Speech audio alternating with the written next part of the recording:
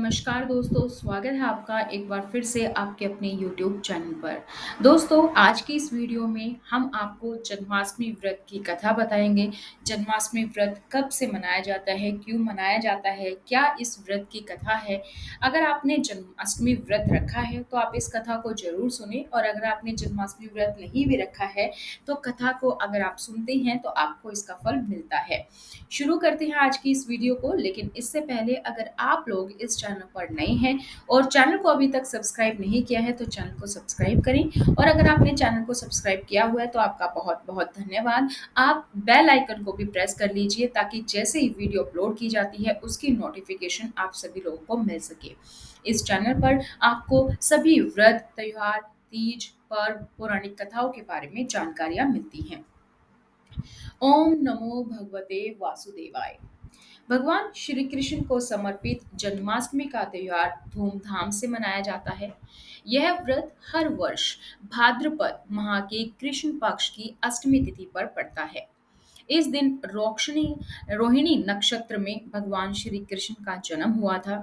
इस शुभ पर्व पर लोग भगवान विष्णु के 8वें अवतार यानी भगवान श्री कृष्ण के बाल रूप की पूजा श्रद्धा पूर्वक करते हैं। जन्माष्टमी के मौके पर भगवान श्री कृष्ण के भक्त उनके पालना को सजाते हैं, उनकी बांसुरी को सजाते हैं और श्री कृष्ण को भी नए नए वस्त्र और आभूषण पहनाते हैं। मान्यताओं के अनुसार जन्माष्टमी पर व्रत रखना अत्यंत लाभदायक है। इस दिन कथा श्रवण करने के बाद ही पूजा का समापन करना चाहिए। जो भक्त भगवान श्री कृष्ण के जन्म की कथा सुनते हैं, उन्हें भगवान श्री कृष्ण का आशीर्वाद प्राप्त होता है। जन्माष्टमी व्रत कथा के अनुसार द्वापर युग में अत्यंत प्रतापी और दयालु राजा उग्रसेन मथुरा पर राज करते थे। जब उन्हें पता चला कि उनका बेटा कंस मासूम लोगों पर अत्याचार करता है, तब उन्होंने उसे खूब समझाना चाहा, लेकिन कंस ने अपने पिता का विरोध किया और उसे गद्दी से उतारकर कारागार में डाल दिया। राजगद्दी हासिल करने के बाद कंस ने अपने विशालकाय साम्राज्य की स्थापना की। वह बहुत ही शक्तिशाली राजा था, मगर दिन पर दिन उसका अत्याचार मासूम लोगों पर बढ़ता जा रहा था। कंस को अपनी बहन देवकी बहुत प्रिय थी। देवकी का विवाह यदुवंशी सरदार वासुदेव से हुआ था। एक दिन जब कंस अपनी बहन को ससुराल ले जा रहा था, तब अचानक से एक आकाशवाणी हुई। आकाशवाणी के अनुसार देवकी का 8वां पुत्र कंस का वध करने वाला था। यह आकाशवाणी सुनकर कंस क्रोधित हो गया, जिसके बाद उसने वासुदेव को मारने की कोशिश की। अपने पति पर हो रहे अत्याचार को देख देवकी ने कहा कि उसकी जो भी संतान होगी उसे वह कंस को सौंप देगी।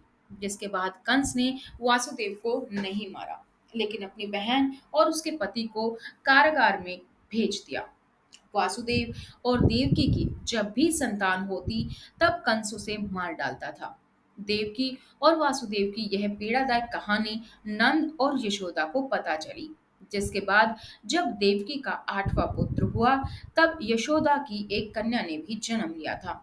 मगर यह कन्या सिर्फ और सिर्फ एक माया थी। जब देवकी ने अपने 8वें पुत्र को जन्म दिया, तब भगवान विष्णु प्रकट हुए थे। भगवान विष्णु ने यह कहा था कि वह इस धरती पर कंस का वध करने के लिए जन्म लिए हैं। इसके साथ उन्होंने वासुदेव और देवकी को अपने 8वें पुत्र की रक्षा करने का रास्ता भी बताया। उन्होंने कहा कि अपने 8वें पुत्र को नंद के घर ले जाओ और वहां जन्मी कन्या को यहाँ ले आओ और कंस को सौंप दो।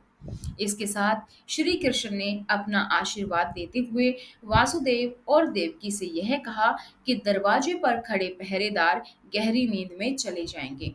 कारागृह के दरवाजे खुद ब खुद खुल जाएंगे और यह यमुना मार्ग दिखाएगी।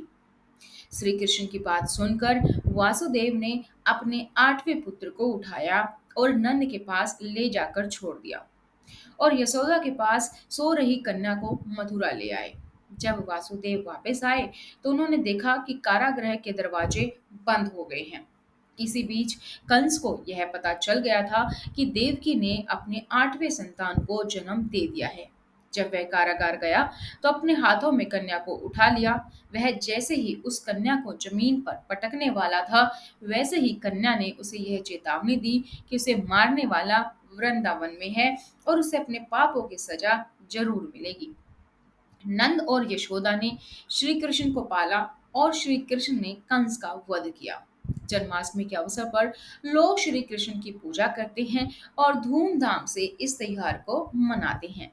ये थी दोस्तों आप सभी लोगों के लिए जन्माष्टमी व्रत की कथा। इसी तरीके से सभी व्रत, तीज, त्योहारों की कथा के लिए, उनकी तिथि के लिए, उनके नियमों के लिए आप हमारे इस चैनल को सब्सक्राइब करें और बेल आइकन को प्रेस करें, ताकि जैसे ही कोई वीडियो अपलोड की जाती है उसकी नोटिफिकेशन आप सभी लोगों को मिल सके। आज की इस वीडियो में दोस्तों इतना ही। फिर मिलेंगे नई वीडियो के साथ। भगवान वासुदेव आप पर अपनी कृपा बनाए रखें। ओम नमो भगवते वासुदेवाय।